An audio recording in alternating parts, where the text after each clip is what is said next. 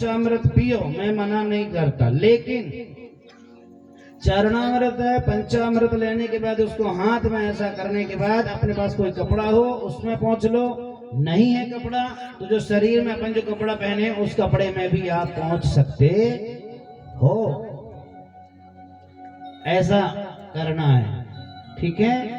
अगरबत्ती का प्रक्रिया में कोशिश तो यही चल रही कि मैं बंद करा दूं। और भी लोग कथा वाचक हैं, वो भी अगरबत्ती के विषय में बताते हैं कि अगरबत्ती जो है वो वंश को नाश करती है, क्योंकि वो होती है बांस की, वो होती है बांस की। बांस मतलब वंश। तो अगरबत्ती बेचारे गरीबों के पास गीली धूप खरीदने के लिए पैसा नहीं है, गीली धूप कैसे खरीदे, तो कोई दिक्कत नहीं। भगवान ये नहीं कहता कि अगरबत्ती जलाओ या धूप जलाओगे तभी मैं प्रसन्न होऊंगा। आपके घर में जो दिया का तेल का आप जला सकते हैं, उस दिया के तेल को भी जलाने से भी भगवान आपका प्रसन्न हो सकता है। जी आज की कथा में आपको यही सब सीखने को मिलेगा। और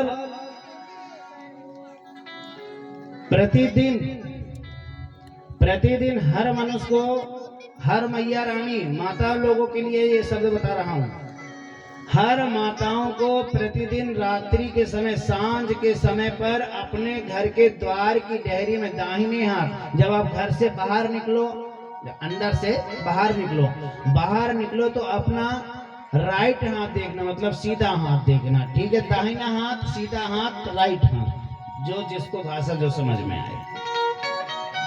तो जब आप घर से बाहर निकले तो राइट साइड में एक तेल का दीपक प्रतिदिन हमको जलाना चाहिए। ये मत सोचना कि हम दीपक रोज जलाएंगे तो मोहल्ले वाले, पड़ोस वाले, आते जाते लोग क्या कहेंगे। अब द्वार में दीपक क्यों जलाना चाहिए बताओ? किसी मैया या भैया को पता है?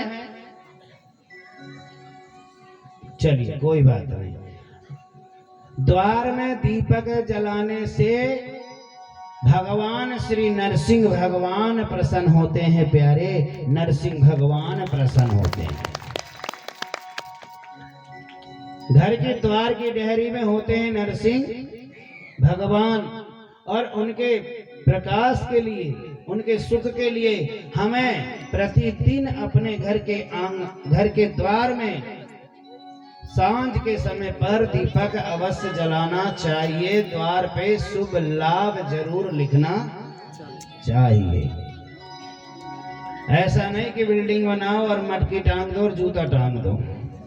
कई लोग ऐसा करते हैं ना, बड़ी बड़ी बिल्डिंग बनाते हैं और ऊपर आप जूता और मटकी टांग देते हैं। उस समय हमें लगता है कि बताओ इतनी बड़ी बिल्डिंग जो बनाए हैं लोगों ने जूता टांगने के लिए। गलत है ये। हमें भगवान के, अरे आप भगवान के बनकर तो देखो जी। हम और आप जो है ना भगवान का बनना चाहते नहीं, और ये कहते हैं कि आयता हमें सब कुछ मिल जाएगा। ऐसा जीवन में कभी नहीं होगा। हम लोग भी तो भगवान की रूठी सूठी सेवा करते हैं। हम ये नहीं कहते कि हम बहुत बड़े भक्त हैं, हम ये नहीं कहते कि हम 24 घंटा इस कन्हैया का नाम लेते हैं, हम बिल्कुल नहीं कहते। लेकिन हम इतना जानते हैं कि दिन भर में भी अगर मैंने एक बार अच्छे से श्री कृष्ण अगर कहा है तो मेरा कन्हैया जरूर मेरी पुकार को सुनेगा। उसी प्रकार मेरे भगवान श्री सुखदेव जी ने राजा परीक्षित को कहे कि हे राजन, तुम्हारा जीवन जो है, समस्त जीवन जो है, आपने सेनागढ़ प्रजाओं के लिए अपना जीवन को समर्पण कर दिया। लेकिन जीवन को समर्पण देके मनुष्य की सेवा में आपने अपना पूरा जीवन लगाया, वो ठीक है। लेकिन कुछ जीवन, कुछ समय, कुछ अपने लिए भी तो करना पड़ेगा ना भाई। हमें अपनों के लिए भी कुछ ना कुछ करना पड़ेगा।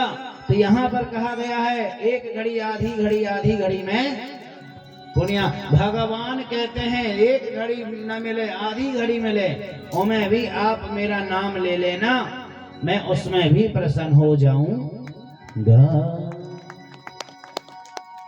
उसमें भी मैं प्रसन्न हो जाऊंगा। तो भगवान की भक्ति, भगवान की लीला, भगवान की कथा हमें यही सुनाती है। जैसे कि आपने कभी, अच्छा ये बताओ, आपके गांव में, आपके शहर में सत्यनारायण भगवान की कथा होती है ना, उसमें आपने क्या सुना है? लीलावती और कलावती, है ना? लीलावती और कलावती तो सुना है, लेकिन लीलावती और कलावती ने यह सत्यनारायण भगवान की कथा क्यों करी थी, किस लिए करी थी, उसको क्यों करना पड़ा, ये किसी को पता है? नहीं।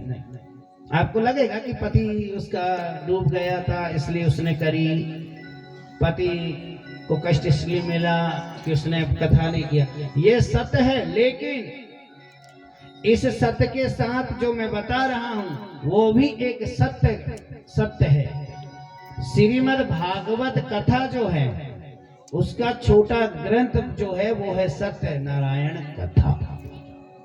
कि अब बेचारा गरीब जो है वो श्रीमद् भागवत कथा तो करवा नहीं सकता, तो क्या करे भगवान? उसी गरीब के लिए, अमीर के लिए, दरिद्री के लिए, निर्धन के लिए भगवान ने कहा कि हे प्यारे, तू निराश मत हो, तेरे साथ तो मैं बैठा हूं, तेरे साथ मैं बैठा हूं। तो अपने घर में मेरी कथा का छोटा सा वर्णन भी कर सकता।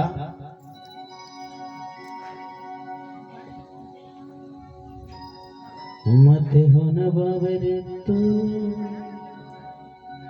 ये सावेरा जरूर आएगा।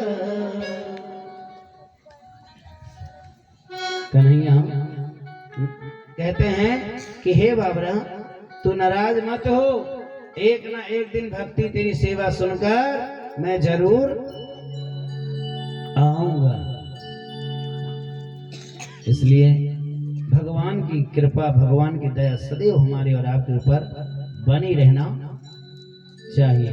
अब यहाँ पर कथा आती है कि जब रुक्मणी जी को लेकर कन्हैया द्वारकाधीश पहुंचे, बड़े उमंग आनंदमय से श्री रुक्मणी जी का विवाह श्री कृष्ण के साथ संपन्न हुआ। कि यम ब्रह्म वर्णम मम कृताय देवो नाम लग्न चिंता तुमं वसिष्ठतो वेद वेदास्वनम सुख चतित्यणम मम कृता कृष्णानम जगदात्मनं प्रेरुखमणि नमो ब्रह्माय देवतानां देवायो मरुतं ममः सुंदर सुंदर मोहित वर्णं शंकर चक्र विभूषिता कृष्णाय वासुदेवाय हरे परमात्मने प्रणता कलेशनाशाय गोविंदाय नमो नमः। भगवान जो मनुष्य, जो यह मंत्र मैंने आपके सामने अभी बोले, इस मंत्र को रोज आपको जाप करना चाहिए। बता दें